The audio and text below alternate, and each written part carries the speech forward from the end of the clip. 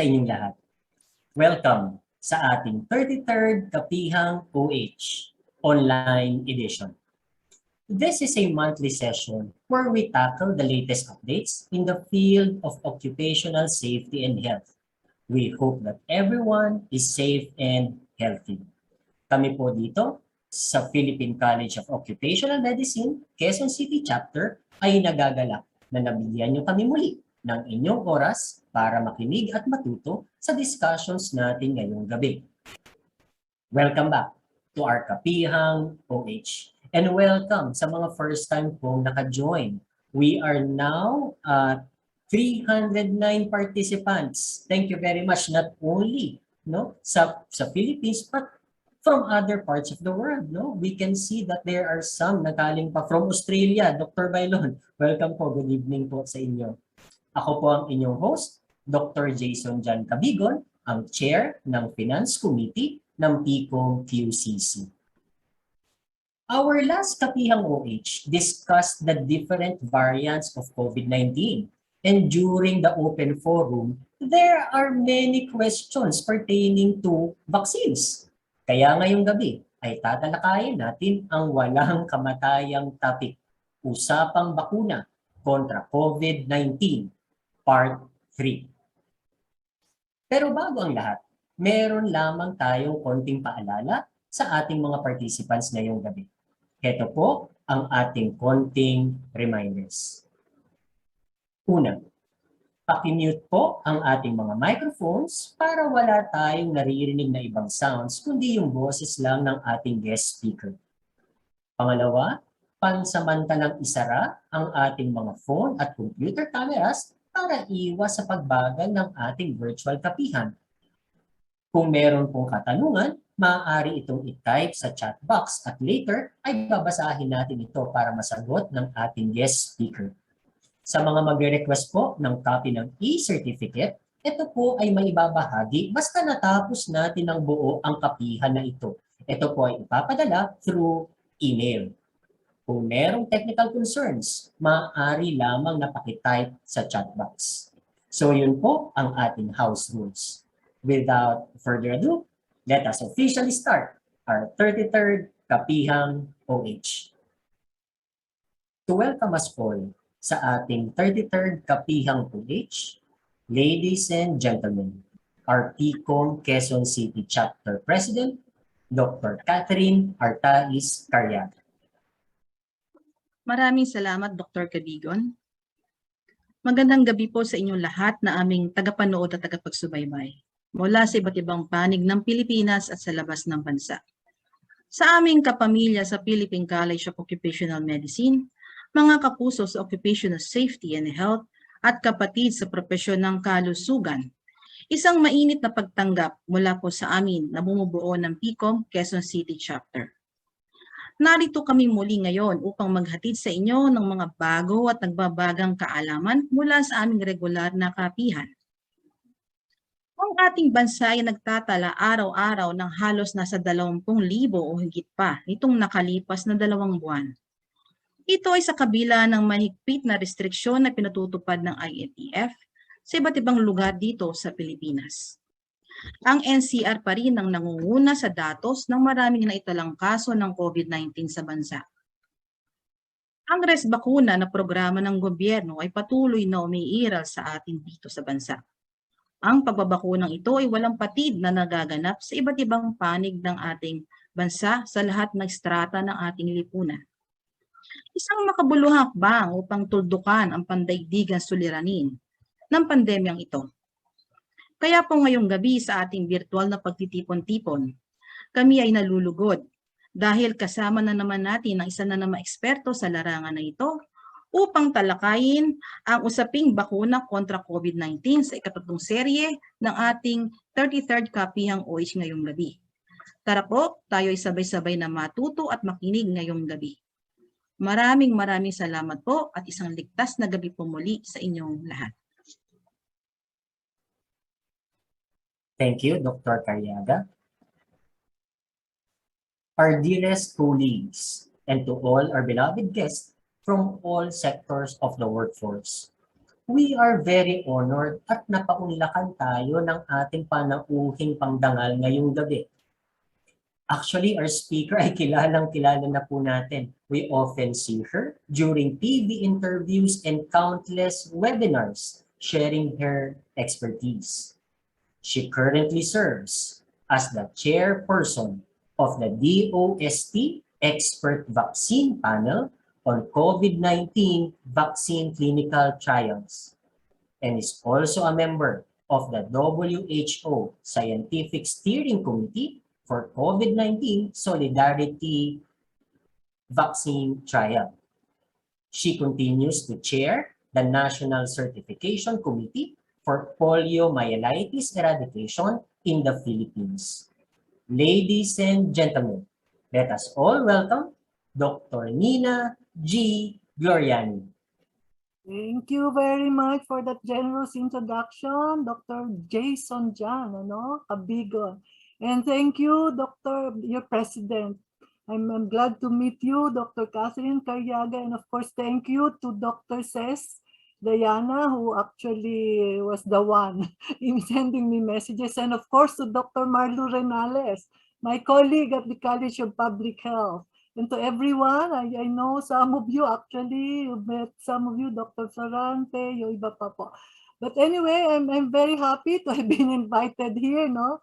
Ang daming sectors na talagang namimit namin because of this need to explain some of these concepts in COVID-19 vaccine. So I saw na this is nationwide, lahat pala ng chapters nandito, and meron pang galing down under at meron pang Norway ako nakita. So naku, anong oras kaya doon? So anyway, thank you for actually coming here, attending, And for some of you who were, yung meron kasing regional assembly kahapon, baka napakinggan nyo rin, similar kasi ang topic do sa regional, PMA Regional Assembly kahapon sa Western Visayas, but I have changed a few of my slides. So kung napakinggan nyo, this will be a reinforcement to that. So I'll share my screen. Okay. Actually, kinontian ko lang yung slides para mas marami yung Q&A. Okay, so I have been asked, I didn't usually give yung mga conflict of interest disclosures, but after TVUP 2 weeks ago, I just put this here. I have no financial disclosure or conflicts of interest to disclose with regard to the subject matter of this particular presentation.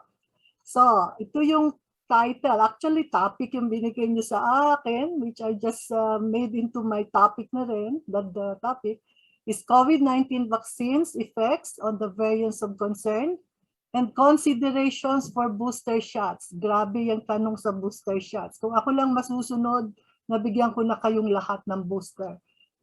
Sana. Kaya lang, we have to think of equity. Anyway, this is the outline of my presentation. We look at the COVID-19 situation and the vaccination status globally and in the Philippines. Then refresh you lang sa SARS-CoV-2 characteristics and the vulnerable groups. Bakit I had to highlight the vulnerable groups dito, no? It's because they will be the ones who will need the boosters. And then we look at some of these COVID-19 vaccines, the dosage requirements. So isa, dalawa ba, tatlo, apat, ilan ba talaga? So we're looking at primary versus secondary immune responses. Then I will explain yung individual variations in immune responses. Some will require boosters, some will not, no? And then of course, we'll give you a summary of the clinical trial vaccine efficacy data, some real world effectiveness data, and these vaccines data on waning immunity. Then just one slide on breakthrough infections and the reduced vaccine protection, especially now against the variants. Then I'll explain the mutations and the variants of concern. I believe you had this some time ago, no? Yung how the mutations go about and then how you get these variants. But we'll just refresh you with that. And then the studies on third or booster doses, it means the first generation vaccines and then the variant-specific vaccines, and then some take-home messages. So globally, as of October 1, we have now 233,503,524 cases, with deaths almost 5 million. And the vaccine doses administered so far is around 6 billion doses, no? So sa Philippines, our number of cases, yung cumulative is 1% halos of this global data. So 2,565,487 as of October 1, with 38,493 deaths. And actually, yung cases naglalaro noon. When was that? 2 weeks, 3 weeks ago na nasa 20,000. Medyo bumababa ngayon. But we really do not know whether that is due to yung mga hindi nagre-report na labs or sana talagang bumababa, no? And then we have administered a total of almost 46 million doses. By now, mas madami na yan. But that is still around only about 20-22% of our target. So if you note here, no, we have had 3 waves already. Although some will consider yung iba may maliliit na waves, kaya baka daw nasa 4th. But this really clearly shows us we are in a 3rd wave, and this is the highest wave we've had so far. You know that we had lockdowns, mayroong ECQ muna, then MECQ, GCQ, modified, and so on. And those will give yung mitigation yun to actually control the transmission. But you know, with the easing of the restrictions, balik na naman tayo. And then the variants came. Actually, yung variants came, the very first variant came middle of 2020. Ito yung D614G. Pero hindi siya masyadong problematic, hindi pa ganon. And then yung mga talagang variants of concern, nag-umpisa na, Alpha, Beta, Gamma, Delta.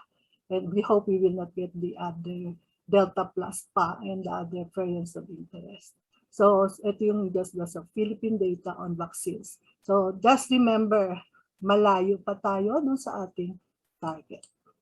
So anyway, just to again refresh you, kasi it's very important that you understand sino yung dapat talagang tignan natin in terms of vaccinating or giving the primary doses as well as the booster doses. So you know about the SARS-CoV-2 sa coronavirus with single-stranded RNA with 4 structures, spike, envelope, matrix, nucleocapsid proteins, but the spike, this red one here, is probably the most important because it contains the receptor binding domain that attaches to the host cell ACE2 receptor. Now, we know that the lungs have a lot of these ACE2 receptors, kaya siya. Saka the mode of transmission, of course, is via droplet and also by aerosol. So siya yung main target. But remember, of course, first, the spike would bind the ACE2 receptor, and by some enzymatic processes, there will be fusion, and then later viral replication will ensue, no, yung actual initiation of infection. There are many other receptors in the body. There are many other organs of the body that have the receptors, the ACE2. Kaya, there are vulnerable groups, those who have compromised, you know, who have these organ systems diseased or they are ill because of certain conditions, no, will be at increased risk of severe COVID. So yan yung titignan natin kung paano ba sila kailangan bang i-boost o earlier or more doses than we can actually afford to give, no? So merong for the lungs, of course, lahat ng may mga chronic obstructive pulmonary disease, may mga nagka-TB or hindi pa treated na TB, heart conditions, so may mga receptors lahat yan, no?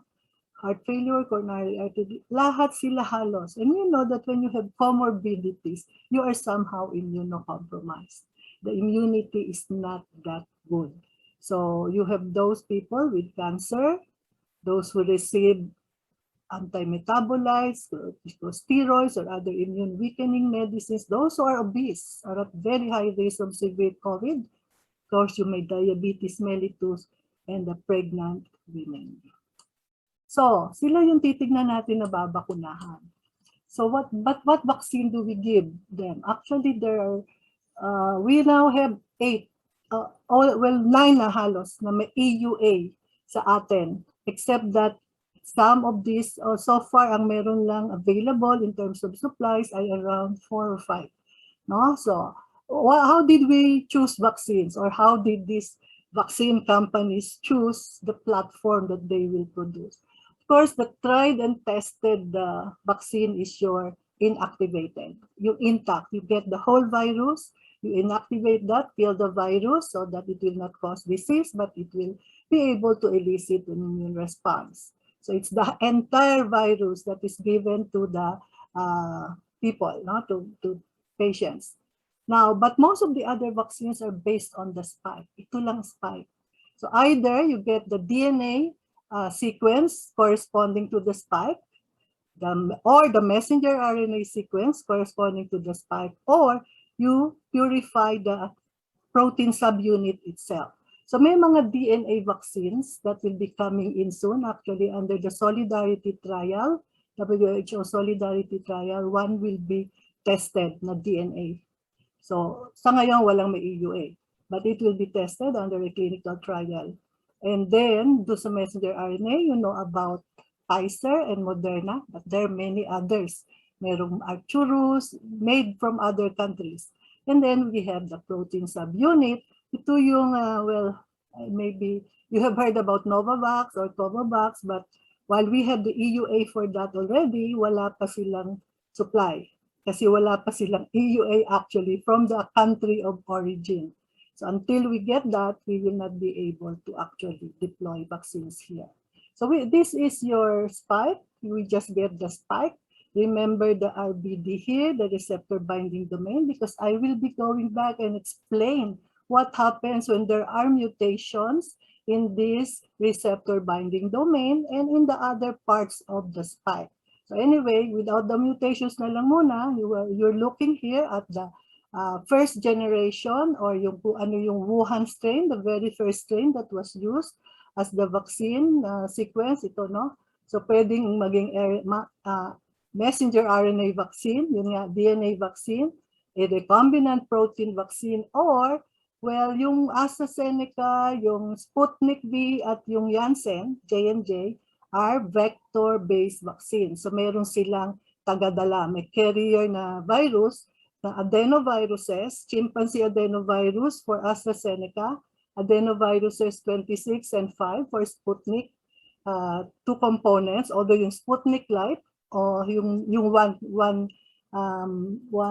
dose lang, may bago sila na parang beer light, no? San Miguel light, is only one dose. It's adenovirus 26 that carries the sequence of the spike antigen, and then the Janssen adeno 26. So ito yung Sinovac, Pharma, and Bharat Biotech, or yung Covaxin. Yung live attenuated, merong nag-a-apply, pero hindi pa namin binibigyan ng approval. So these are the types of COVID-19 vaccines that we actually approved here in the Philippines under emergency use authorization. So yun yung inactivated, this is the whole virus, patay na yung virus. So yung Sinovac, siya yung unang-una na dumating, no? Sinopharma later, well, Sinopharma siguro nauna as a donation, and then Bharat Biotech or Covaxin from India. So dun nga yung viral vectors, itong tatlo, and then we have Moderna and Pfizer, although actually Pfizer was the very first one to get the EUA, nahuli siya ng supply, hindi siya agad dumating. And then Moderna, but they're coming in soon by this third and fourth quarters of the year, and then we're still waiting for Novavax. This is similar to the hepatitis B vaccine, subunit siya. So it's old technology now, so hindi kagaya nitong mga iba na relatively new technology. So we are hoping that by first quarter of 2022 sana makapag-supply na sila, because we also need a different, platform sana to choose from. Okay, so because we're talking about boosters now, let me first discuss why do we need to give at least 2. Pero may 1 for COVID, at least for COVID, no? We're talking about the number of doses. Merong isa lang, this is Janssen, J&J or Johnson & Johnson. na promotes its product as one dose. So saying this one dose may provide enough immunity and afford up to 70% protection. So that is how we actually made the recommendation kasi yun yung in-apply niya. Although we did get data for 2 doses na mas mataas sana than 70% yung protection, but they are promoting this under pandemic conditions kasi mas madaling mag-deploy kung isa lang ang dose, no? So you note here, but after 1 dose is probably how much you get as an immune response. Now, for all the other COVID-19 vaccines that we have available now, they were tested using 2 doses. And these 2 doses yielded higher levels of both binding and neutralizing antibodies. So Pfizer, Moderna, Sputnik V, that is Sputnik Light, and then we have Astra, and then Astra, Sinopharm, and then Covaxin, although we're not using Covaxin yet. So 2 doses. Now, while we're saying that these 2 doses used in most clinical trials yielded higher levels of these antibodies, we also need to look at the spacing between doses. So these vaccines have different intervals between the first and second doses. Yung Pfizer and Sputnik, 3 weeks apart, yung first and second doses. Moderna is 4 weeks apart, Sinovac, Sinopharma, 4 weeks also. But only AstraZeneca has data for longer interval. This is 4 weeks. They have data on 4 weeks, 8 weeks, 10 weeks, 12 weeks. Actually, what happened was, it was not initially planned that way, except that some of those who participated got delayed in their second dose. And lo and behold, what they found out was the longer the interval between the first and second doses, the higher the levels of antibodies. So we have that window for AstraZeneca because they have that data. So it's possible to give the second dose at 4 weeks, at 8 weeks, 10 weeks, 12 weeks, and even longer actually. Now, note here on the right side, just for everyone also to remember, this is not, of course, an immunology class, but I want to also show here that, of course, you get your IgM muna, no? This is the primary response corresponding to your first dose. It is usually short-lasting, actually medyo delayed ang akyat ng mga antibodies dyan because you need some time, yung induction period, but IgM eventually will be switching to IgG. At this point, meron ng konting memory cells that will be generated, no? But after the first dose, so you have the primary response, which is short-lasting, smaller in magnitude, konti lang, and yun nga, there is switch from IgM to IgG, which tells you na may memory cells na na-activate. Okay. When you give the second dose, this is a faster response, because it is now what we call a memory response, secondary or memory or recall response. So why? The memory cells developed from this primary response are activated quickly. So you get a faster response, very, very fast ang pag-akit ng antibodies, faster response, more pronounced, higher magnitude, mas maraming antibodies, or we call the antibody titer. And usually, the higher the magnitude, the greater the magnitude of antibody response, the longer that immunity will last. So matagal yan bago bababa kung mataas ang level, no? But remember, not all individuals will have that strong response.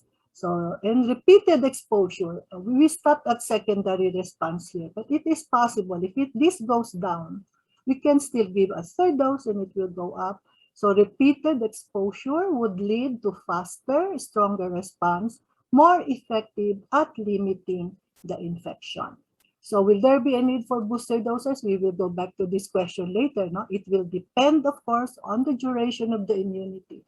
If the immunity will last months or years, or if short-lived, as you will see later, no? We will probably need boosters, give boosters. Okay. So each individual has its own immune response to actually any agent. So we have this individual variation in immune response to vaccination. Of course, not just to vaccination, but to any agent. But today we're talking about vaccination. So I have divided these factors into two factors that influence humoral and cellular vaccine responses in humans, and factors related to the vaccine and how you administer the vaccine. So vaccine administration factors. 4 factors that influence humoral and cellular vaccine responses in humans, we have to consider first the intrinsic host factors. Ano ba yung intrinsic? Intrinsic to you, your age. You know that the older you are, the less likely you will get very good response. So meron tayong optimum time when the response will be good.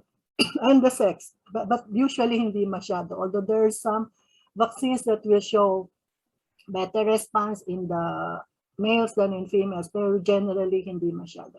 Then we have what we call the genetics of the immune response. Yun nga, yung may tao na poor responders, mayroong moderate responders, and then may high responders to these vaccines. Those who have comorbidities, like what I have discussed before, and those who are immunocompromised, will of course have different responses, usually lower.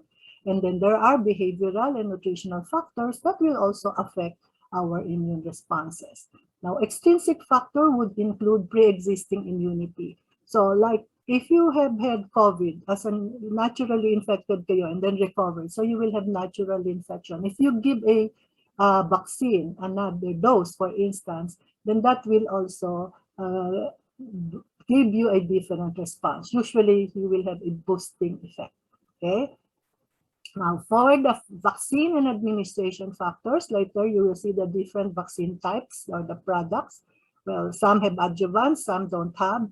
We have to look at these vaccines as having different concentrations of the antigen. So iba-iba yan, even Pfizer and Moderna as messenger RNA vaccines, magkaiba ang concentration nila na binibigay, no? And then the number of doses in the primary series, and also the interval between doses. Yun nga, 2 weeks ba? 3 weeks? 4 weeks? So, yung 2 weeks actually hindi na yun, wala nang gumamit noon. Initially, Sinovac did that doon sa Brazil. Pero hindi maganda yung masyadong short yung interval. So they use 4 weeks later, and that is what we recommended here. And then yun nga, 8 to 12 weeks. Itong 5 to 6 months or longer, we will see some of this later as part of the boost, or in the case of yung ating hepatitis B and hepatitis A yun noon before, mas maganda yung response pag ang between the second and third doses, the interval is around 5 to 6 months long. Hindi maganda yung sunod-sunod monthly, no? So anyway, I will explain why that is so. And then, so for considering all these factors, the immune responses will vary as to their quality and types. Siyempre, meron tayong IgM, IgA, IgG, pero iba-iba pa rin yun, no? The levels and even the quality. Dahil may mga subtypes pa ng IgG. Some will be neutralizing antibodies. Some will be non-neutralizing antibodies, but can be functional as well. And then we're looking also at the activation of certain cells, like the helper T cells and the cytotoxic T cells. So it could be that maybe we will not be able to detect antibodies in the patient sera, but because we do not normally would test for cell-mediated immunity, protected pa rin sila kasi meron silang activated memory T cells, especially. Then we look at not just quality, but quantity, yung titer or magnitude of the response and the duration. And over time, this is something I will explain slowly later kasi sabi kahapon dun sa yung Western Visayas, ang hirap daw. Anyway, I will explain it. That over time, habang tumatagal, iniintay nyo yung habang dumadaan yung oras, na yung immunity sort of matures. There will be, especially with boosters, pag dumagdag yung antigenic stimulation, there will be increase in potency. Avidity is the total sum of yung antigen-antibody binding. So lahat ng mga antibodies nagbabind sa whatever antigens are there doon sa inyong microbe. And then yung affinity maturation. By that we mean the binding becomes stronger. Mas kabit na kabit. I will show you this again later. And of course, we're looking at more broadly reactive antibodies. So you will have to understand this some more later. So, ito, just a summary of the 4 that we are actually actively deploying dito sa Philippines. No?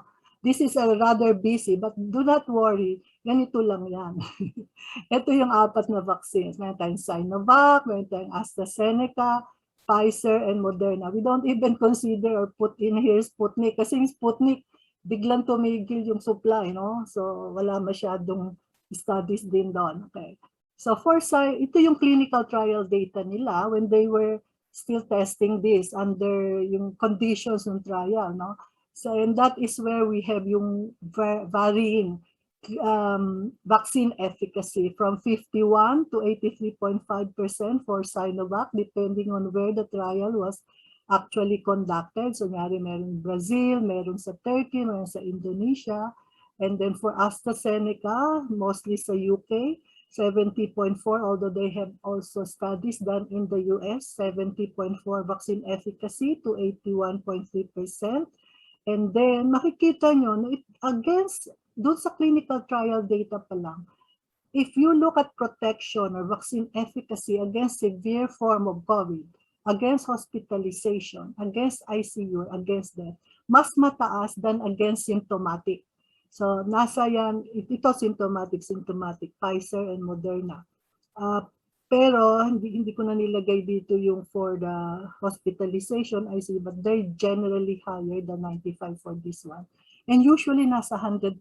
So remember this, makikita nyo kasi ulit later itong sa for instance sa Sinovac, yung dating 100% the protection against severe hospitalization bababa when the variants started to circulate. Actually, ito na, no?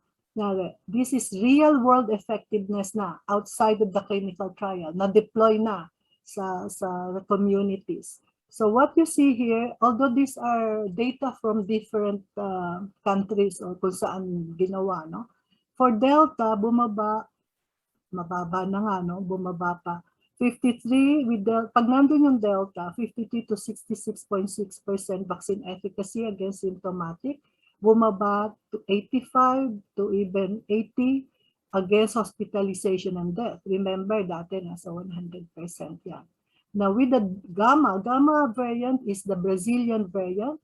So these are old elderly, more than 70-year-old cohort. So very low protection. So, ranging from 24.7 to 46.8% protection against symptomatic and 55 to 61% protection against hospitalization. So makita nyo, even the neutralizing antibodies that were tested, alpha, doon sa wild type, okay. No? Yung wild type means the original Wuhan strain. And then sa alpha, 75% talaga yung neutralizing antibodies, sa beta, 70%, sa delta, 48.33%. Now, this real-world effectiveness data use 2 doses. Lahat ito 2 doses. So for AstraZeneca, bumaba, well, hindi naman bumaba, pero yung hospitalization, nasa 94% na rin. Sorry, hindi ko siya mamove. And then, doon sa delta, nakita nyo to, 67 to 68.8%. And hospitalization could go down to 92%. Now, for Pfizer, yung alpha, meron silang from 55 to 70% protection. Remember, 95% dati, no? Against symptomatic. Well, mataas pa rin against hospitalization and death. But there were reports of protection down to 41%. Well, up to 88% pa rin against symptomatic. Down to 78% against severe hospitalization and death. And sa Moderna, ganun din halos. So what I'm trying to say here is, with yung real world effectiveness, without the variants, were relatively actually higher than the clinical trial data. But when the variants started to circulate, that's when all these neutralizing antibodies showed lower responses. Now, in addition to the effect of the variants, they showed they have data on waning immunity. So that is why we are saying that perhaps we should really, really seriously consider giving booster doses. So first for Sinovac, They have data on neutralizing antibodies dropping below the cutoff at 6 months after the primary series of 2 doses. So although may sinasabi pa rin na in the real world data, the protection against severe form continued to be high. Pero nag-wane na, no? So we will look at that also. And then we said about the gamma variant. And then they have this very elaborate study on giving a 3rd dose of the first generation Sinovac vaccine. That boosted the immune responses. And I will lengthily explain that one in a while. Now, for AstraZeneca, meron din silang waning immunity. These are different data sets. So, merong nag-decrease from 77 to 67%. Merong nag-decrease from 71 to 61% after 3, 4, or 5 months from the first vaccination. But there was another study that showed antibody titers remained high at year 1. After 1 year, 362. So sinasabi, what they're trying to say is actually nauna ito bago yung mga decrease in protection. But because they compared the ELISA units of the antibodies at day 362 compared to day 0 na 1 to 16 lang pero 62. So meron pa naman, but we still do not have the protective level of immunity, yung correlate of protection for COVID. So we do not know if 62 is still all right. They think it's still okay. Kasi diba for hepatitis A and for hepatitis B, ang ating protective level ay nasa 10 to 20 international units. But for COVID, it may be different. We do not know that yet. So anyway, merong bumaba, pero sinasabi niya dito, remained high. Well, that is relative, of course. And then for Pfizer, the best data for Pfizer waning immunity came from or still come from Israel. Doon sa Israel talaga, kasi you know that Israel was the first country who vaccinated very quickly, siguro yung 50 to 60% of their population with Pfizer. And they were good after a while, no? Nawala, bumaba ang cases. And pero nag-surge ulit. And what did they find out? Bumaba ang vaccine efficacy. So in some cases, from 88 to 74% of 1 month after 2 doses. There were also data, yung the vaccine efficacy slipped from 93 to 75%, 3 to 6 months after the second dose. So tinignan nila yung mga, especially the elderly, no? Meron silang, dito sa Israel study, they have this more than 70-year-old cohort who were observed to have more breakthrough COVID cases among those vaccinated much earlier than those who were given the vaccine later. So waning immunity ang explanation doon. And then they also said, kasi there were studies that together tested Pfizer and AstraZeneca vaccines now, and they were found to be less effective against the Delta variant 3 months after inoculation. So there's a lot more of these studies from UK, Israel, and even US. Now for Moderna, Moderna had study that spanned 8 months to more than 12 months. So actually they said na even after 8 months, mataas pa yung antibodies nila, pero they were already also seeing breakthrough infections. So more in those who were given the vaccine earlier, more than 1 year ago, kasi nauna ang messenger RNA vaccine sa clinical trial, no? Kaya meron na silang data on that. So there were more breakthrough cases among those who were vaccinated a year ago than those who were vaccinated just 8 months ago. And those who were vaccinated earlier on had a 50% higher rate of symptomatic breakthrough cases during the months of July and August. So itong July and August particularly bad for COVID, the entire world. Diyan yung talagang tumaas ang mga peaks ng cases, no? So you're talking about 50% higher rate of symptomatic breakthrough when the variants were actually circulating. So in the Philippines, I wanted to just show this. Actually, we have more data from the DOH, pero hindi pa sila completely cleaned up, or yung we cannot announce, no? But this one is announced from by the Philippine FDA Director General last September 9. He reported, Dr. Eric Domingo reported that 242, or actually very low naman, 0.0017% of 13.87 million fully vaccinated individuals had breakthrough COVID-19 infections 5 months from vaccination. 5 months. So tama, yung ibang data, di ba, 6 months. Actually, yung iba may 3 months. Baba na, no?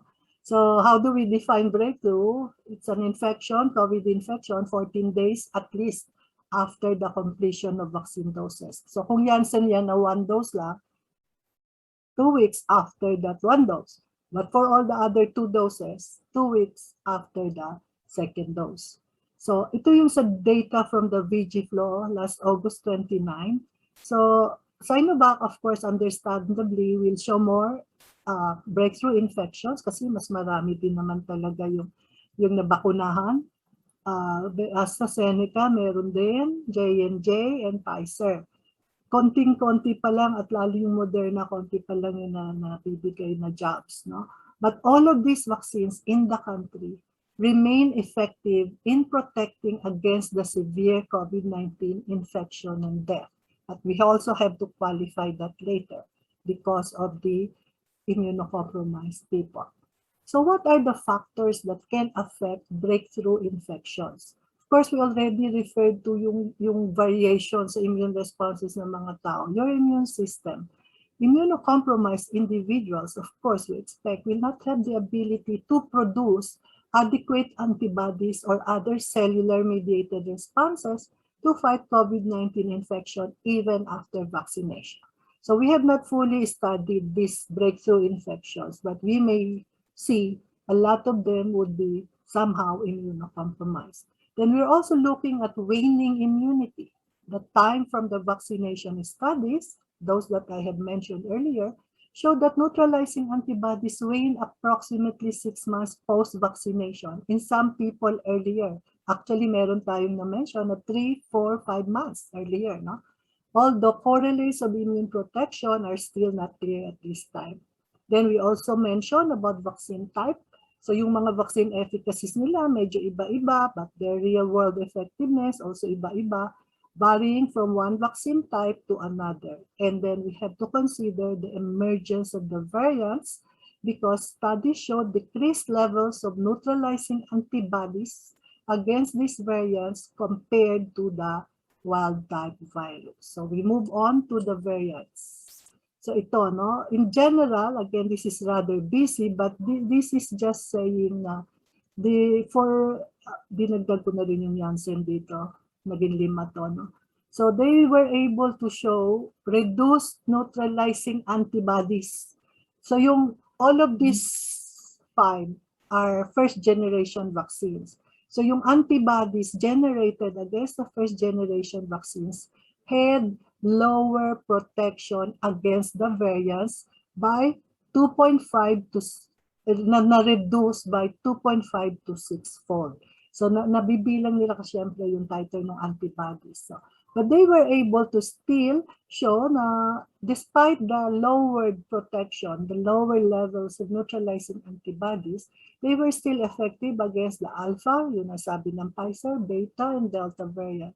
So meron silang mga data on this, no? Hindi na natin isa-isahin.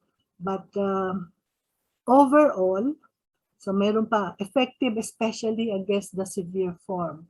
Maaring not so much against the symptomatic COVID, but better protection against the severe form. So that's what we're saying here.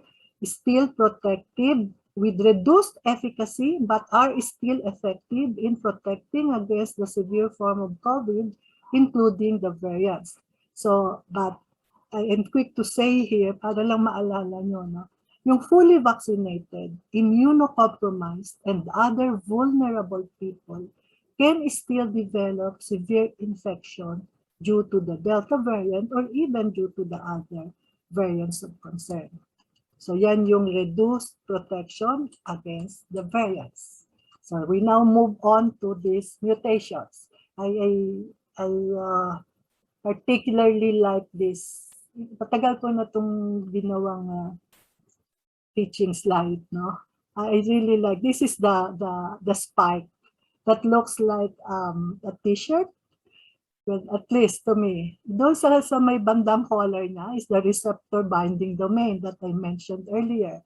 Now you know that within the receptor binding domain are several mutations. So kung ano yung mutation, iba-iba yung mga variants, alpha, beta, gamma, delta, even the variants of interest, yung mga mu, lambda, and even the theta, and so on. No? So, but there are some common mutations. So these mutations actually allow the virus to change its behavior or its properties. And the most important being, the negative effect na is increased transmissibility, more infectious, the impact on vaccines, yun nga, reduced vaccine efficacy. Some of these variants have been reported to cause more severe disease, although thankfully hindi pa ganun kadami, hindi kagaya nitong dalawang the first two here, no? There are few reports on yung severe disease, but maybe we are not just picking them up.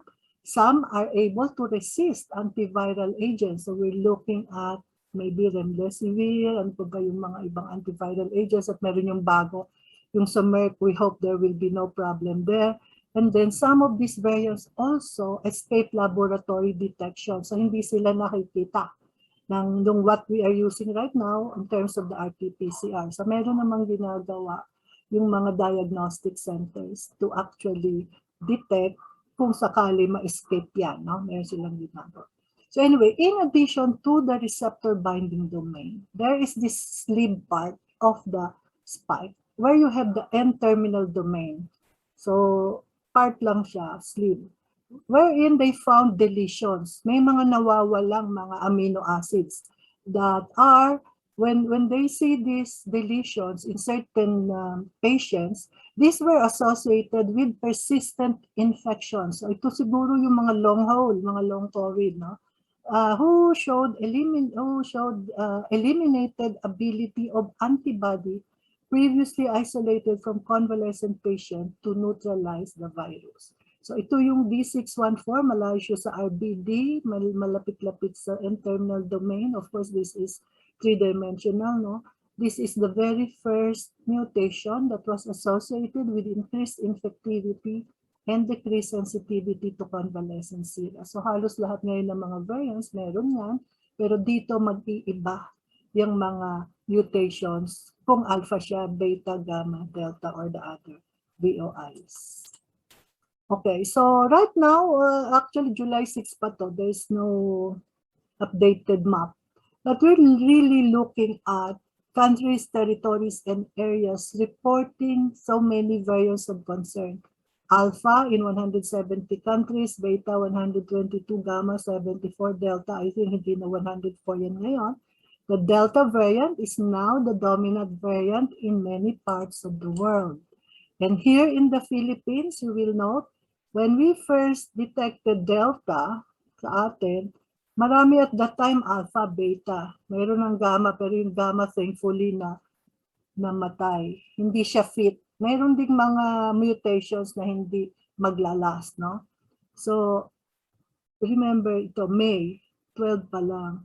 Dumami ng konti. Pero right now, as of September, ito yung last na update that I got from the PGC, September 18, nakita nyo yung halos, well, hindi halos, it has overtaken, the Delta variant has overtaken the Alpha and Beta. Pero marami pa rin to. So we're not really talking about just the Delta when we have cases now. No? So and these are evolving data, and we have to consider backlog in testing and reporting because this could be underestimates. But what is important or problematic or something that we should really seriously consider about the Delta, yung Delta achieves its ultra-fast spread by they replicating very quickly.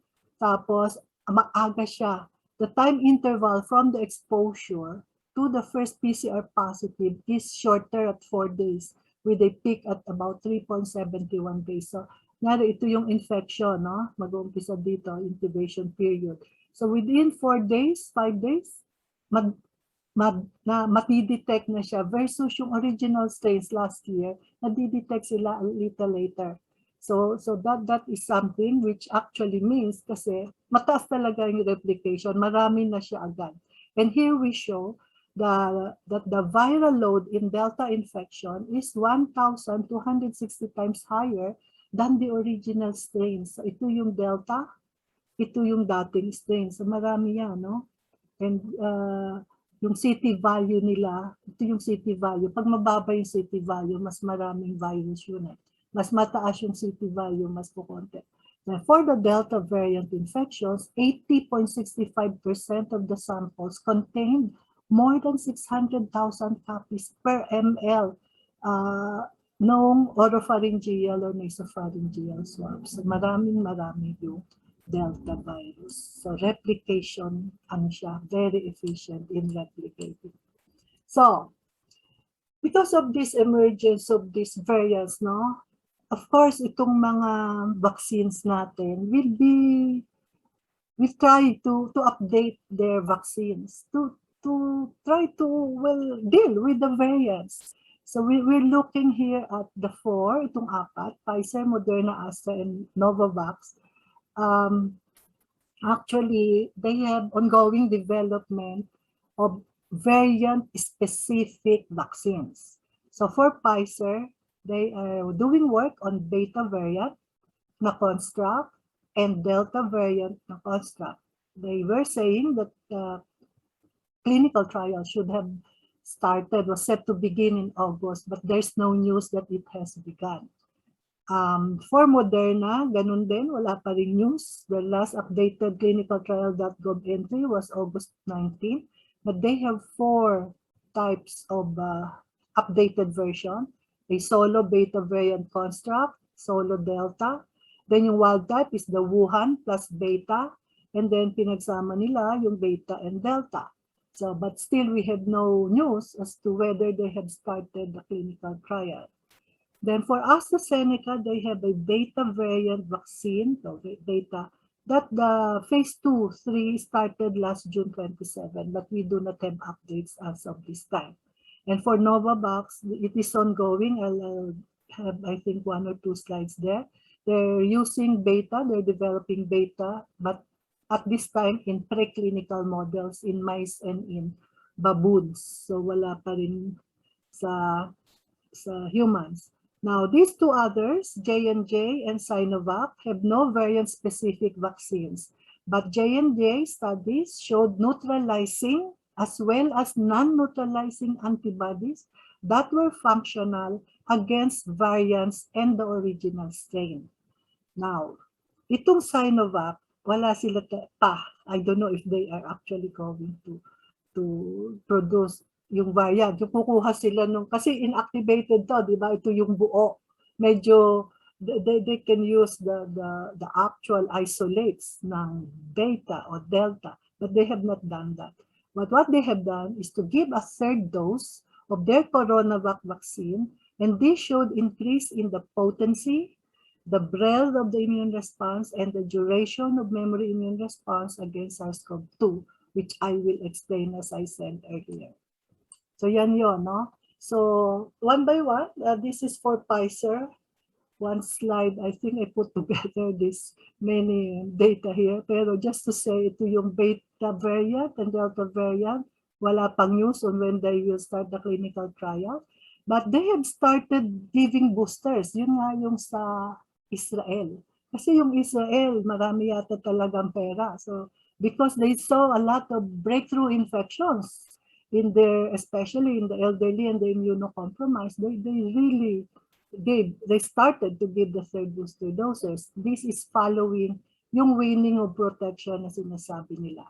So the phase 3 data results showed that a booster dose of the 1st generation, so the Wuhan strain, vaccine induced significantly higher neutralizing antibody titers compared to antibodies after the 2-dose primary series.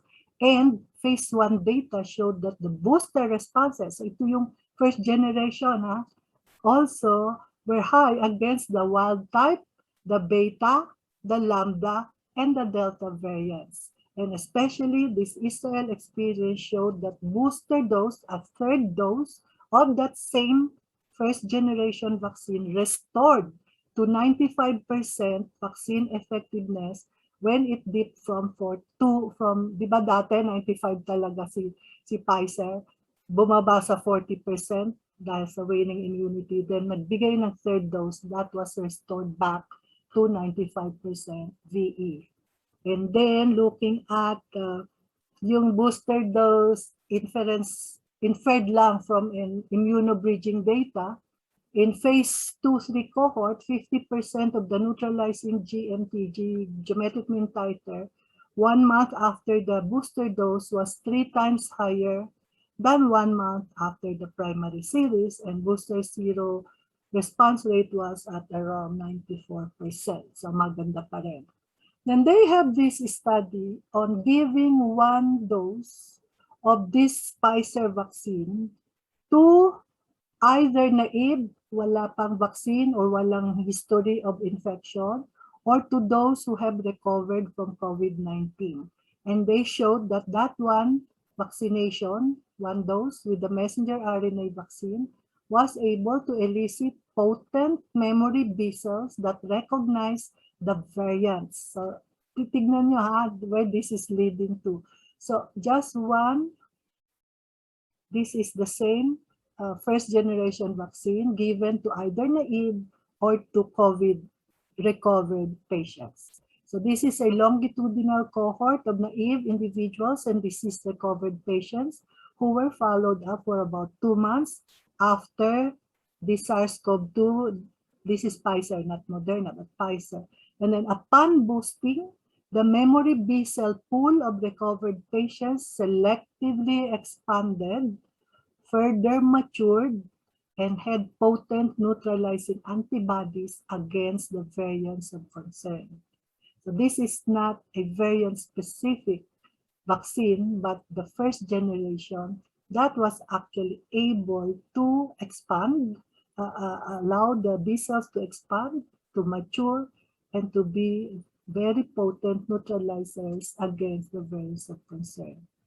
They were able to show that half of the RBD-specific memory B cells from the vaccinated, ito yung naive, wala pang history ng kahit anong immunization or COVID infection. No?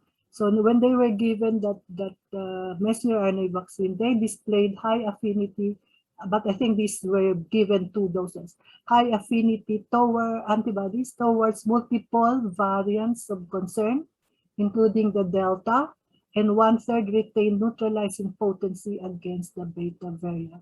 So just to maybe say at this point, no, ang Delta at Beta ang medyo talaga problematic in terms of immune escape.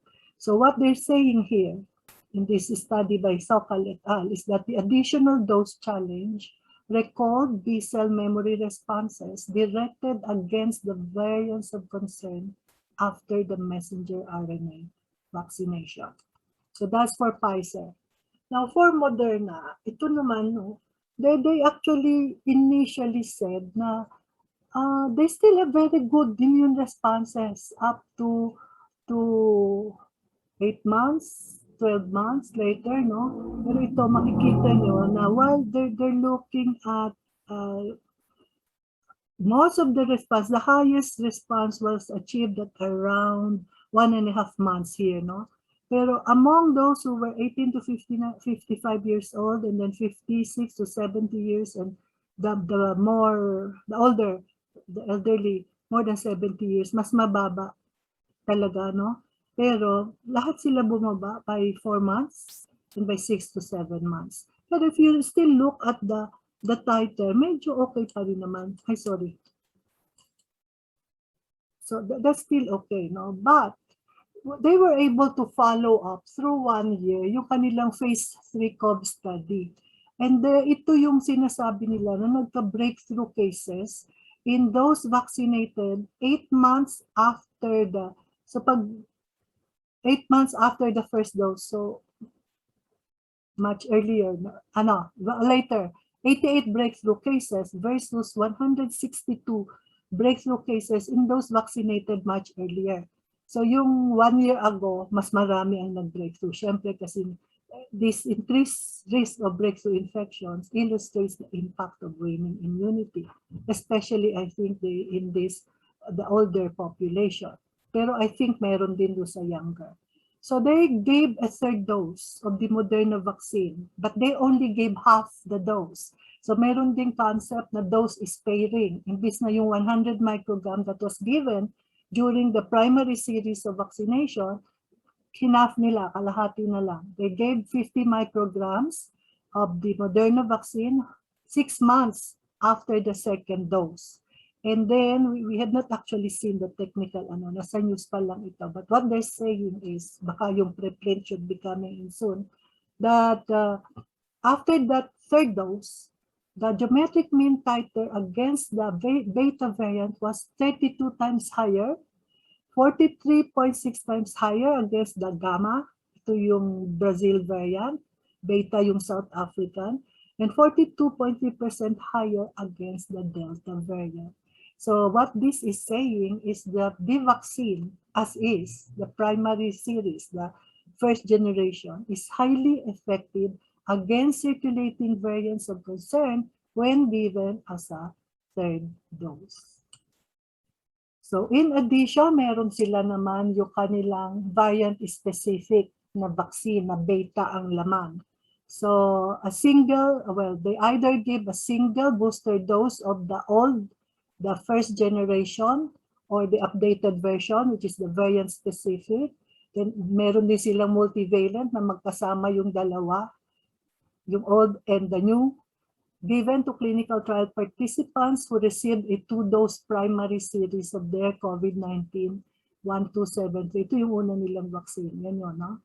6 months after the second dose. And this was mostly safety and immunogenicity data. Well, they were only about 20 people per group in this trial.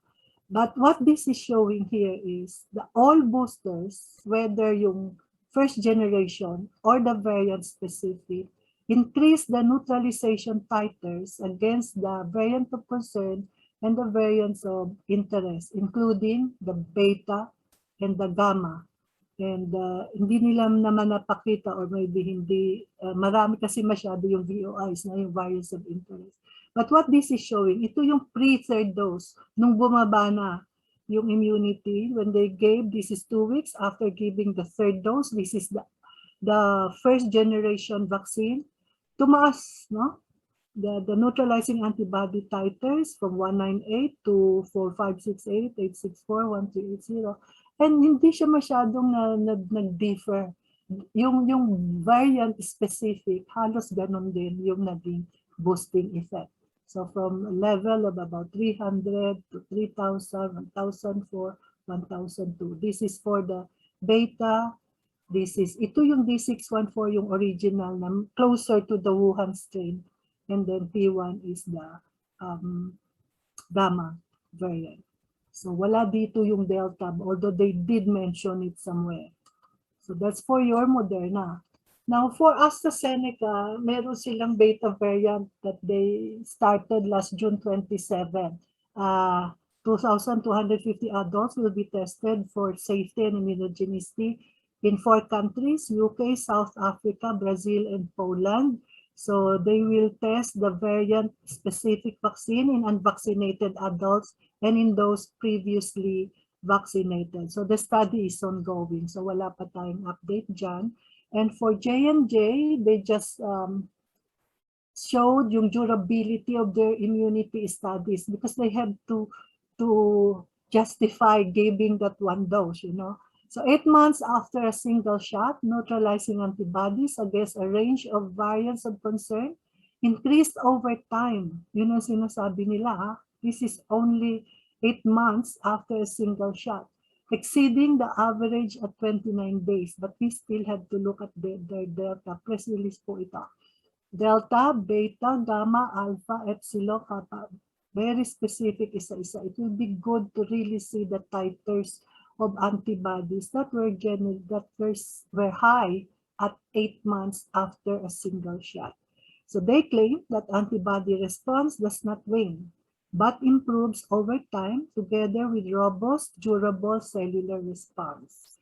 So meron din silang data yung sa ensemble trial nila that showed, ito nga kasi one dose lang, 85% effective against severe critical disease. And consistent ang VE na to, the vaccine efficacy, across all regions, including South Africa and Brazil, where you have the beta and the, it's not gamma, I think P1 ang gamma, zeta ang P2 variants from Brazil. Now, their data show that neutralizing antibody responses induced by their single-shot adeno-26-based vaccine were reduced against the beta and the P1, yung gamma. But they were able to show that functional, non-neutralizing, so hindi ito neutralizing antibodies, but they were shown to be functional, meaning pwede rin siyang protect, no?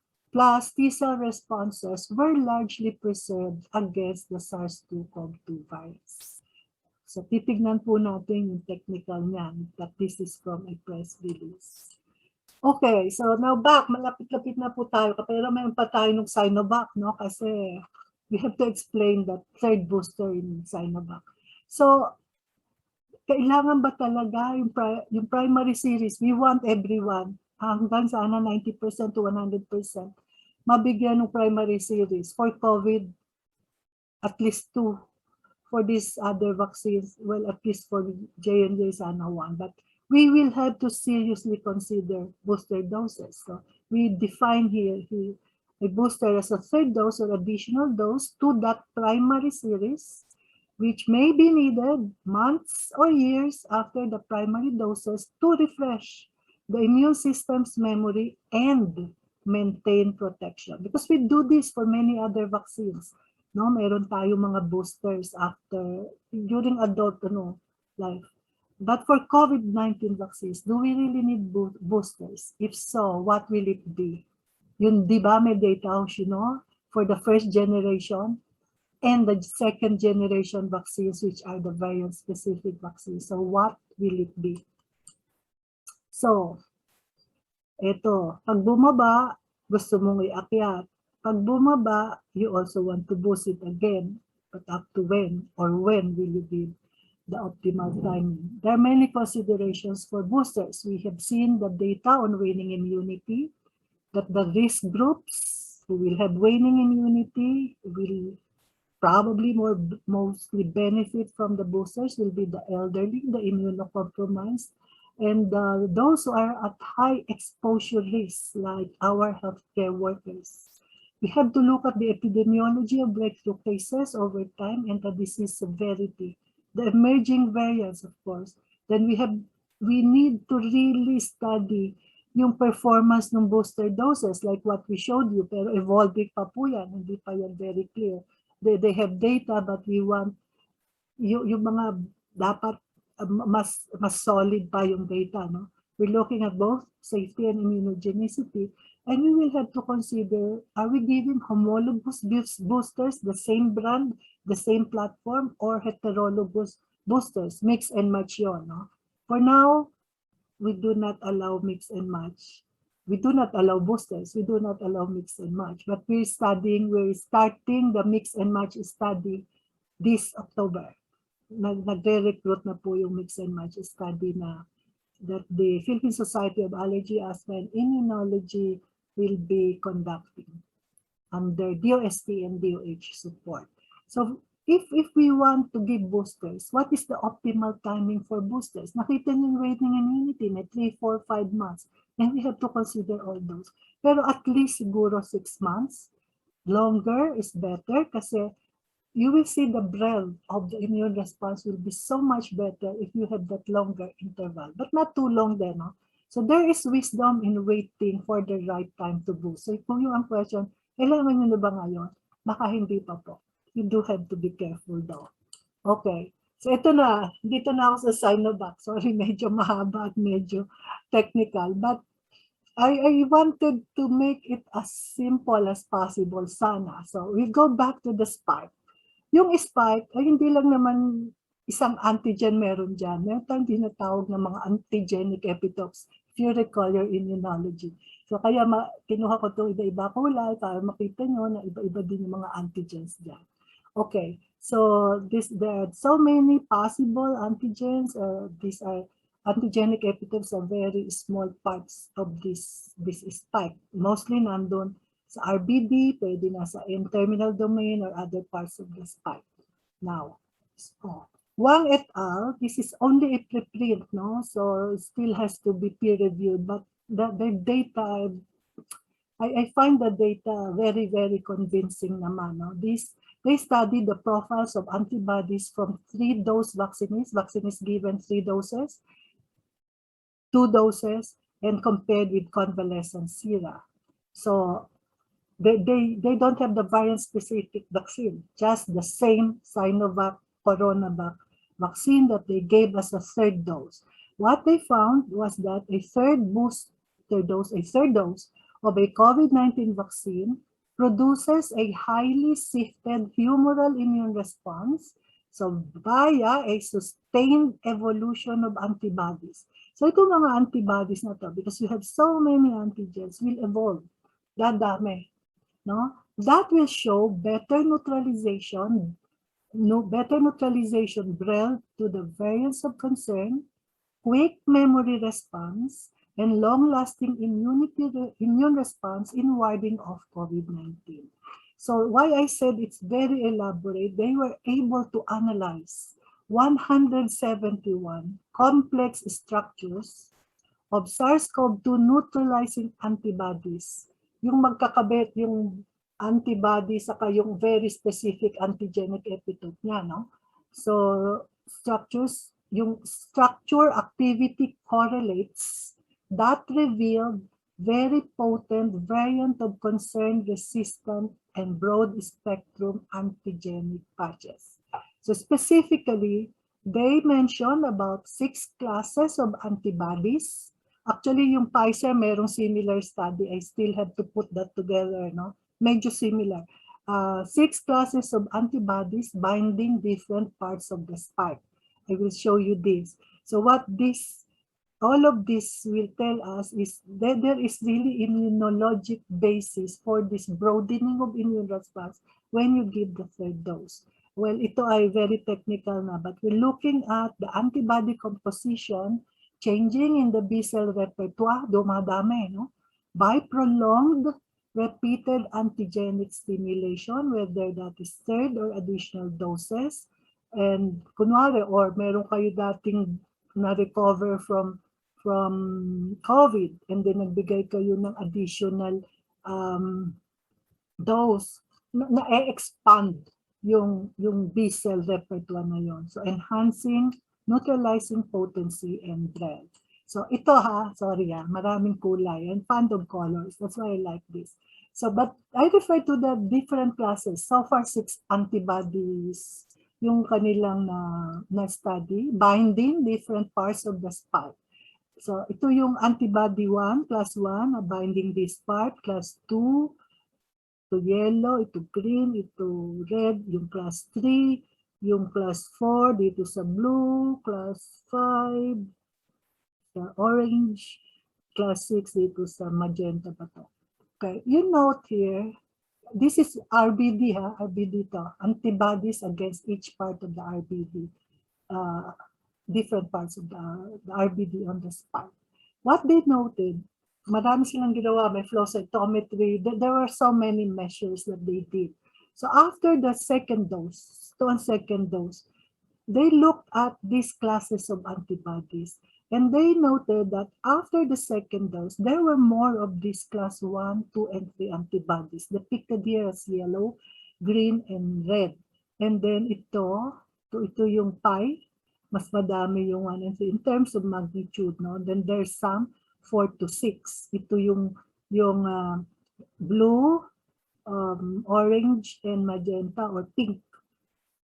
So yan. But after the third dose, maiiba yan. So yung 1, 2, 3, medyo nabawasan, dumami yung 4 and 6, and it's not just that, medyo naiba rin yung antibody specificities. Nagkaroon ng maturation and increase in yung potency and breadth. Okay.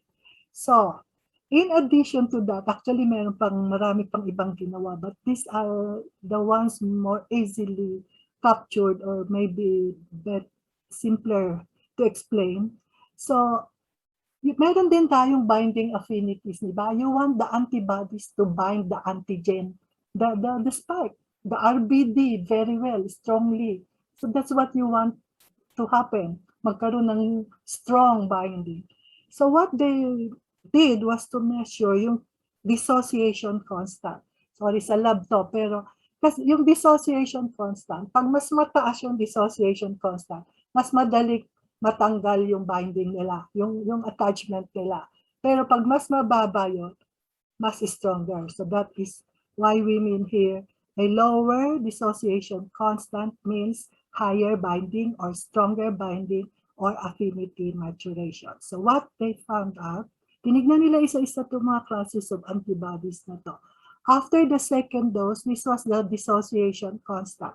7.6, 5.7, ang pinakamababa was 2.31, pinakamataas is class 3. But all of them, after the third dose, bumaba ang dissociation constant, meaning they became higher affinity antibodies. So just to show that, ito yung higher affinity, talagang swak. No, the binding strength is really there. So yun, no? Swak na swak. You know about antigen, antibody, yung conformation. So kung low binding, hindi swak. Lalo ito, malayo, hindi siya at all magbabind. Ito pwede pa konti, pero it can easily dissociate. So that is what they were able to show. So, if you want to put that together, doon sa tinatawag nating clonal expansion. Kasi yung pag nagbigay ka ng second and third dose, expand yan eh. Pero although, of course, up to a certain extent, hindi naman sobrang expansion. But after a second dose, di ba ito yung isa lang, mag-memory cell, merong magkakaroon ng mga plasma cells. The plasma cells are the ones that will produce your antibodies. And as they clonally expand and differentiate into plasma cells and the more memory cells, they also achieve affinity maturation. So what we're looking at here, so makikita nyo, no, this is what would happen dito sa mga studies nila.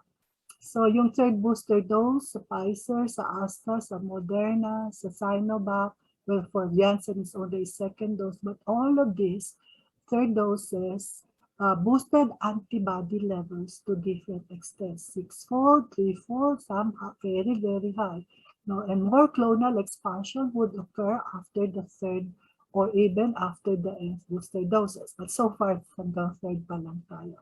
So the booster doses showed memory B cells expanding with time and longer interval between doses. Expanding with time, so you have to wait, and the longer the interval between doses, that's even better.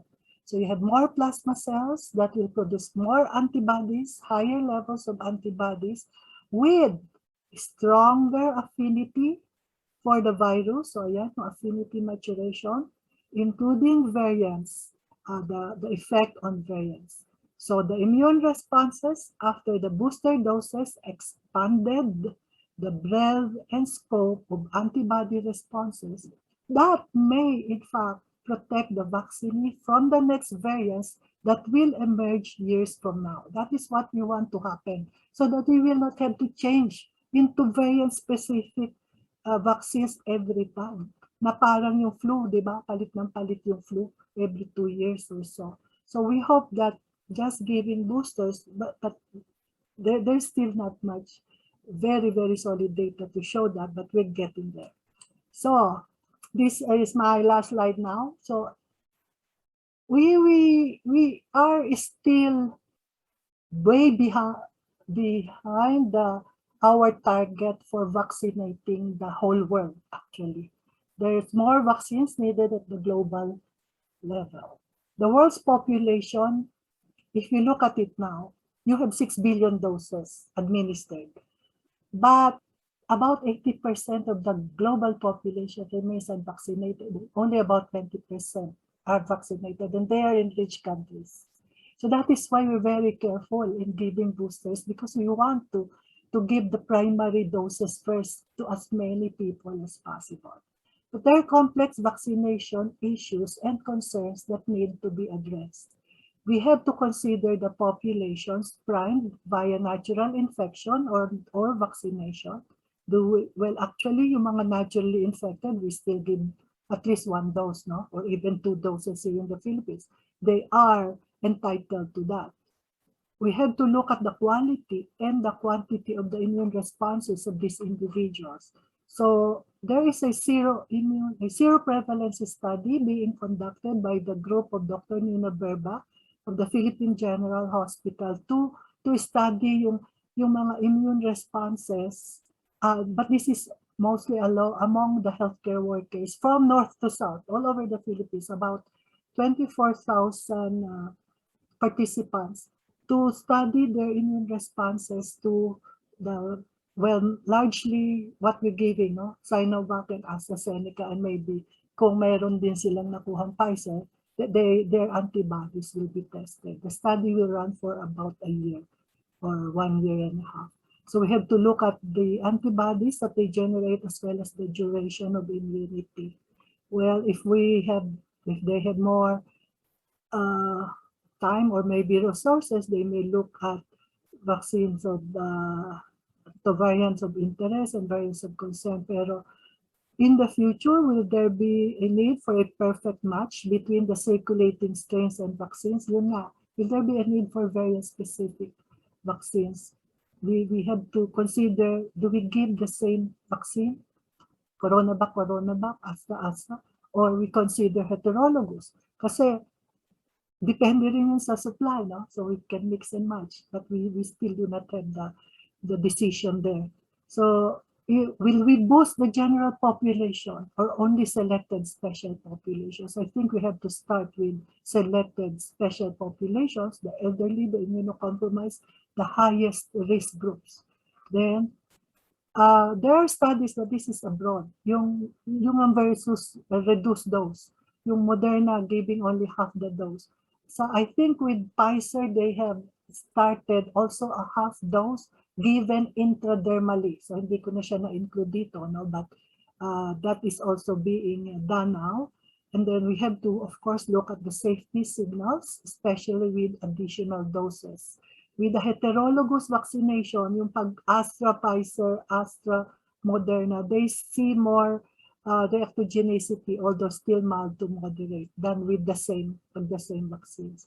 Now, the big question is, will there be a need for variant-specific vaccines, or will third or booster doses with first-generation vaccine do? So my answer, it is not yet clear at this time, although I went to great lengths to explain what happens, but we continue to monitor evolving data. So with that, I thank you for your attention. Sorry. Napahaba yata. Thank you very much, Dr. Gloriani, for that very insightful discussion. Well, actually, one thing is certain. So the numbers, all the data that you have presented are really important to give us a baseline data. But at the end of the day, there are many factors that will determine the efficacy and even the potential side effects of our vaccine.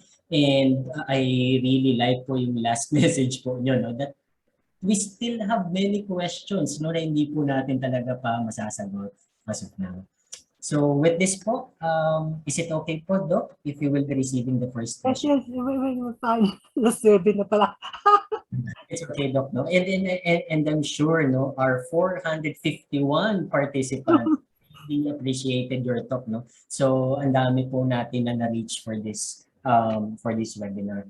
Actually, Doc, there are many questions pero by running through the question, there are three prevailing clusters talaga sa ating mga question. So it is about efficacy, the second will be side effects, and of course, yung mainit na issue, yung mixing of doses. Siguro I can start po, Doc, with the efficacy. You mentioned a while ago, Doc, that specifically for Sinovac, no, there is evidence na nag-weigh ng effectiveness by the 6th month.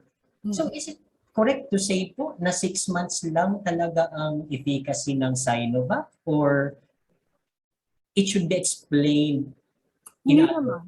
Hindi naman lahat. Actually, for some, earlier pa nga merong 3 months. It depends, no? You have to look at sino ba itong nag-wane? Ito ba yung mga immunocompromised or the elderly? And by the way, hindi lang Sinovac ang nag-wane. As I showed you, Pfizer, Moderna, nag-wane lahat yan. So actually, why are they drumming up a third dose? Kasi nga nag-wane. Kaya lang kasi, yung Pfizer and Moderna, nag-start sila sa 95%. Kaya ang sama-sama ng loob nila na nag-wane to 40%. Kesa yung nag-umpisa sa mababa, kaya medyo bumaba. Pero, yes, all of them wane. So, pero siguro mas parang marami sa... Kasi ang inactivated vaccines talagang poorer immunogens. Although, to me, because it's a... first, anong tawag dyan? Sila yung tried and tested na old technology, no? Sa akin, mas safe yan kasi doon sa mga newer technology. Pero, of course, nakita naman natin yung safety ng iba. Pero, yes, meron talagang waning. And how will you explain those breakthrough? Waning immunity yun. Kung mga young, nagkaroon ng breakthrough, wala naman mga sakit, waning immunity yun. But of course, you can consider yung variant. Kasi kahit meron siyang antibodies, hindi naman tumatalab doon sa variant. Magkaka-breakthrough siya sa variant. So you have to know what's actually going on. Okay, thank you for that, Doc, no, for that clarification na talagang nag-wane po, no, kahit hindi lang Sinovac. Let's not single out Sinovac so sa lahat ng vaccines natin. Doc, there's a question also about pediatric patients, no, kasi recently nakakaroon na ng mga studies, no, pinag-aaralan na po sa younger generation. Any update po? What is the youngest possible na pwede natin bakunan? Okay. Well, actually, so far na yung approved, yung 12 to 17. Okay? Ang China, Sinovac, yung 12 to 17, yan yung Pfizer and Moderna. And we actually approved that.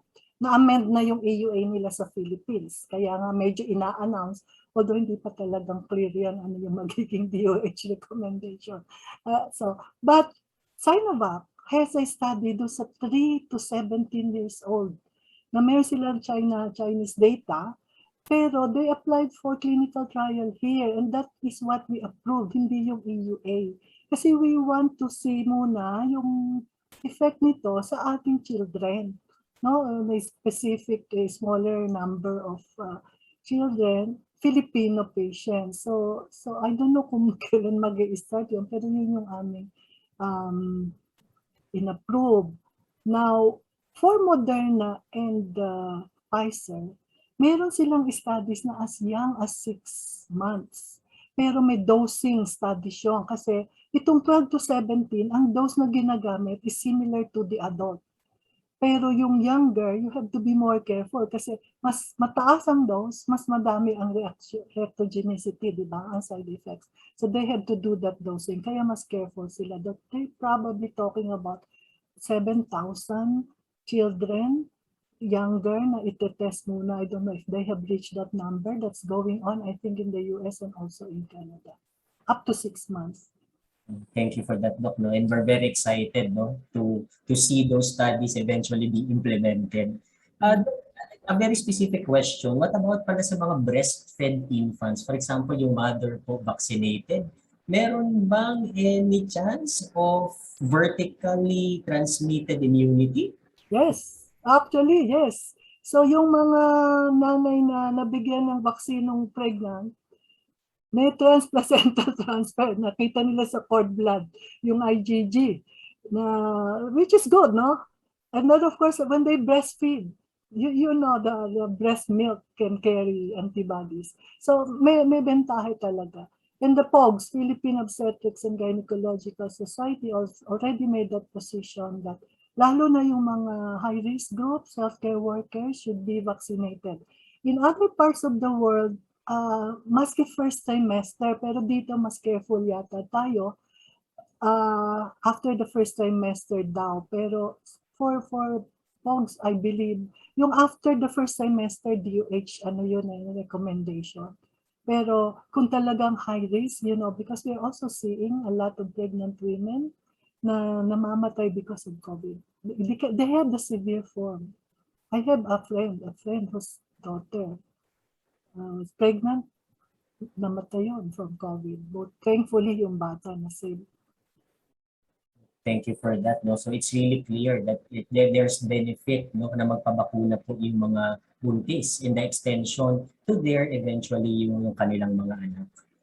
Doc, what about the effect of vaccine kapag previously na-infect ka na sa COVID?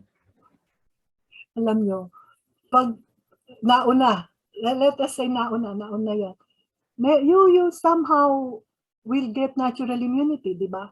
Although hindi lahat magandang immunity, the milder the COVID, yung natural COVID, mas mababa ang immunity nun.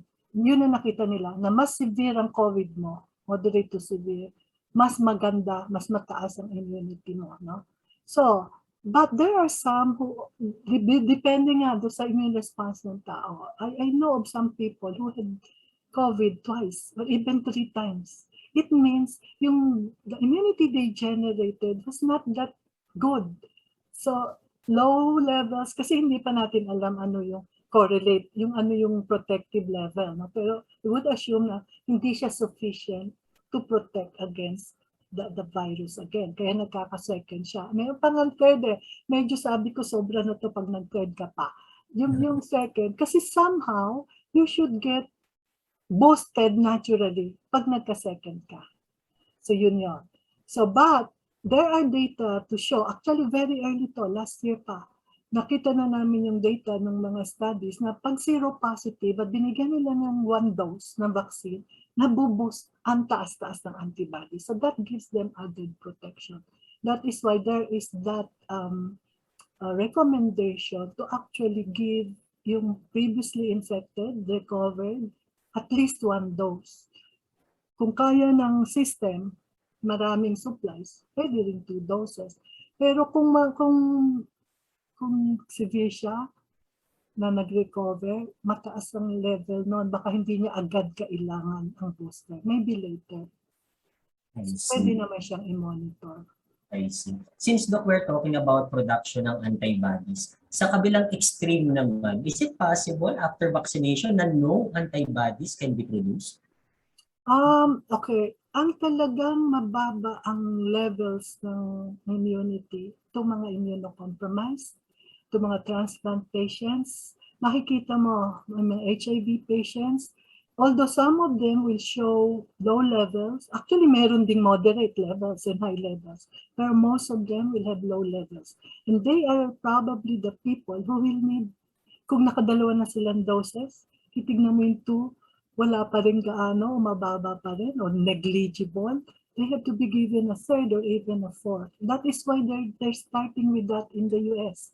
Kasi nakita nila may data to show. Itong mga solid transplant patients, naka-steroid, naka-anti-metabolites, halos walang antibodies. But it does not mean antibodies lang kasi hindi natin minimeasure yung T-cells.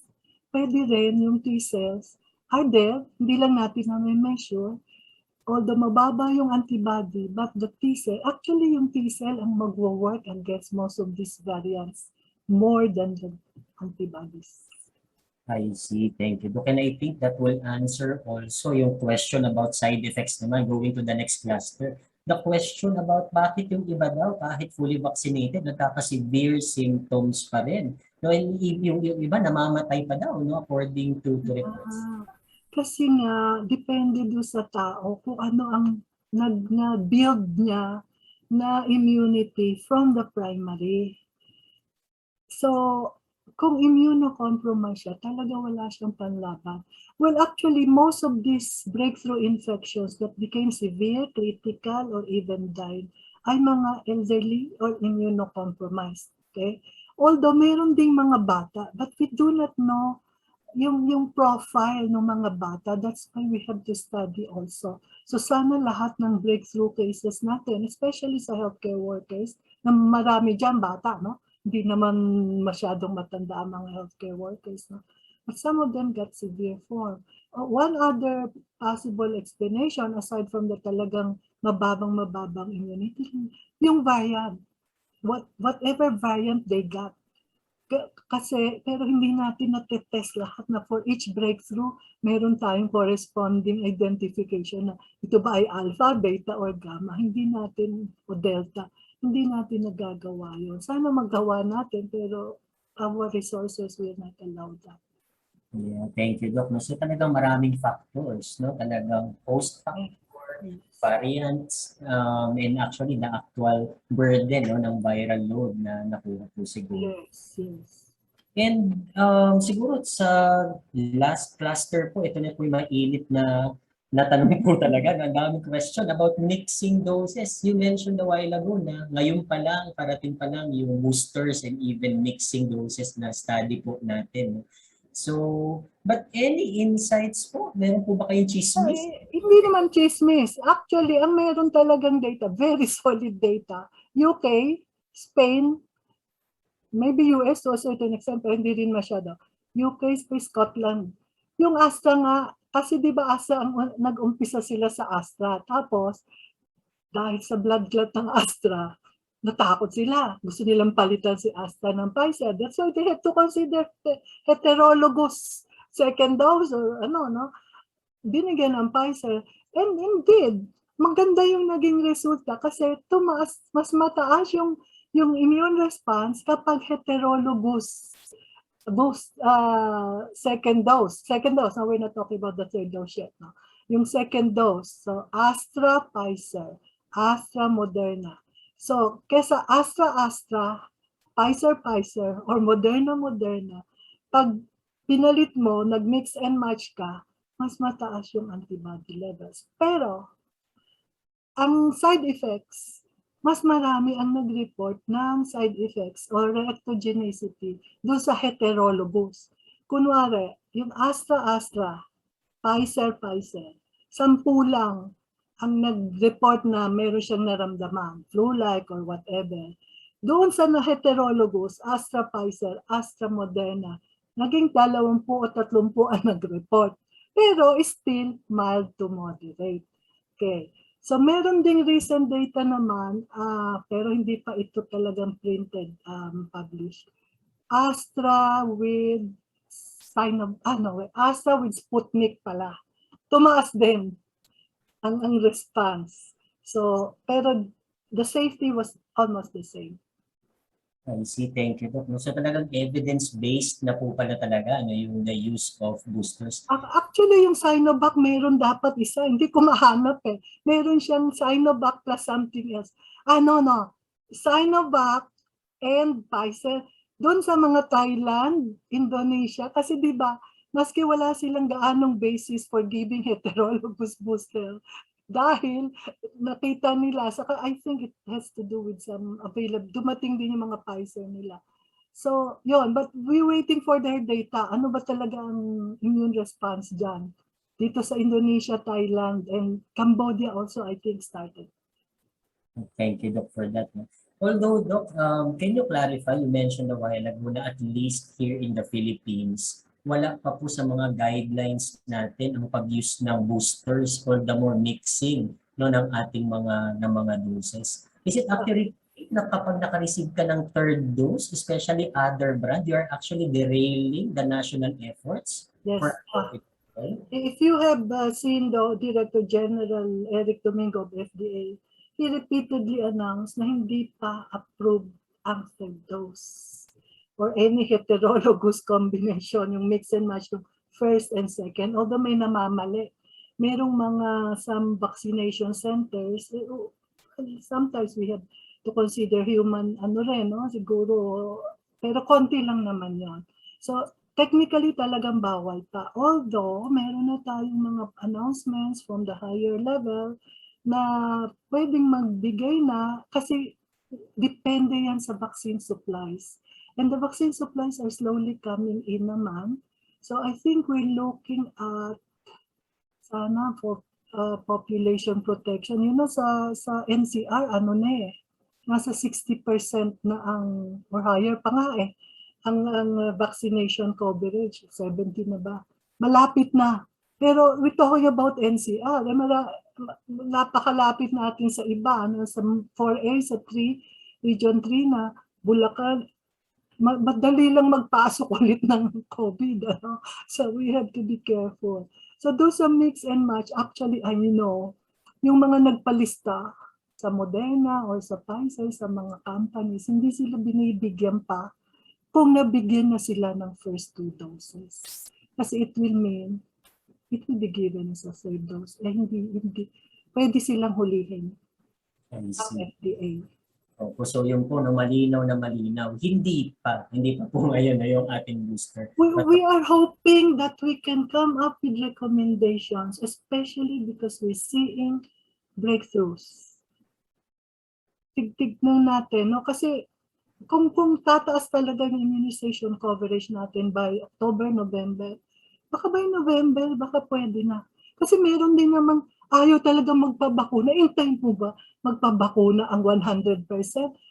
Yung nangangailangan, I'm talking about healthcare workers. I know a lot who already succumbed to COVID. It would have been good if they were given a third dose earlier.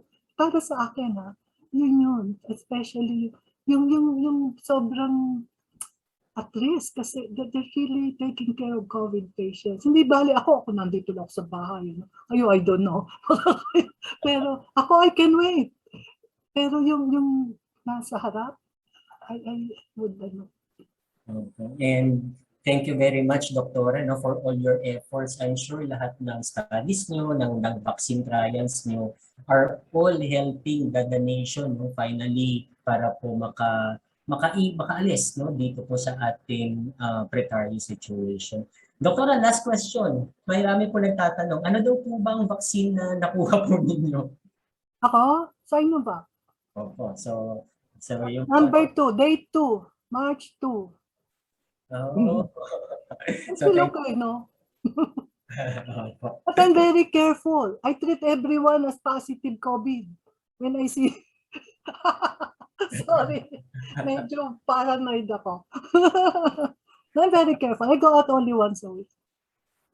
Thank you very much, Doc. And with that, we will be officially ending our open forum. Thank you very much once again, Doc Nina. But may we invite you po to stay for the presentation of our certificate? Yes.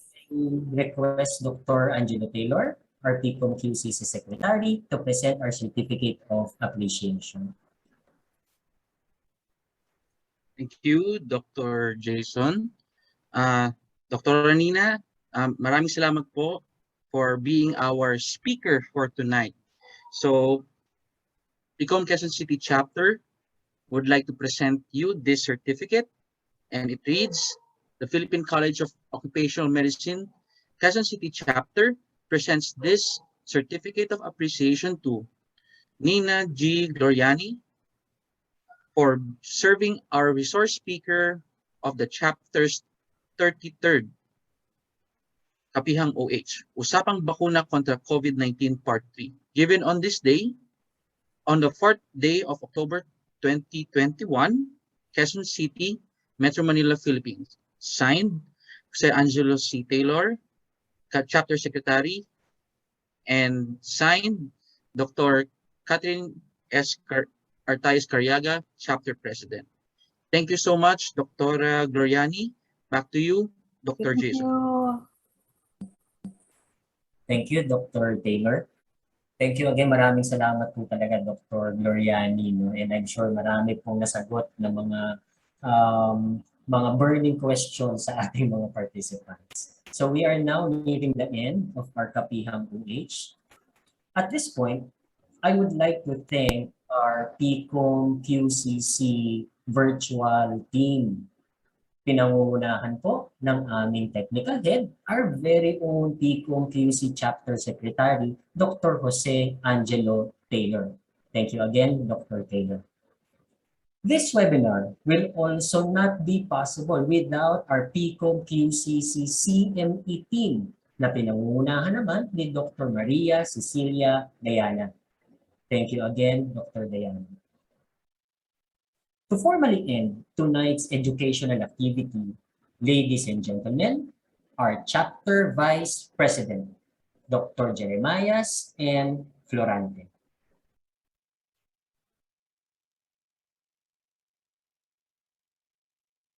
Thank you very much, Dr. Cabigon. Indeed, this COVID-19 has been a challenge to our economy, to our workplaces, to our families, and to us.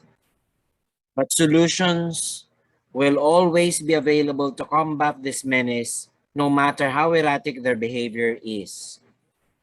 With that, we would like to thank our expert, Dr. G Gloriani, for sharing to us her insights in the current rollout of COVID-19 vaccines relative to breakthrough infections.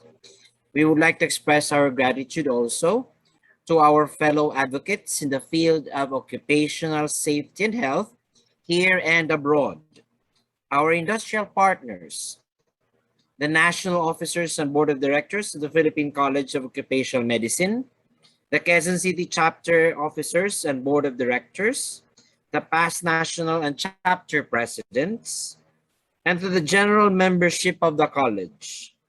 Without your constant support, we will not get this far. To the men and women behind the 33rd Kapihang OH, thank you as well. At this juncture, allow me to invite everyone to the premiere night of the 32nd Kapihang OH in our official YouTube channel. Every after Kapihang, we almost always post it in our YouTube channel, so you, our friends, will have something to review onto. So I advise you to subscribe, like, share, and hit the notification bell of our YouTube channel to be updated of our videos.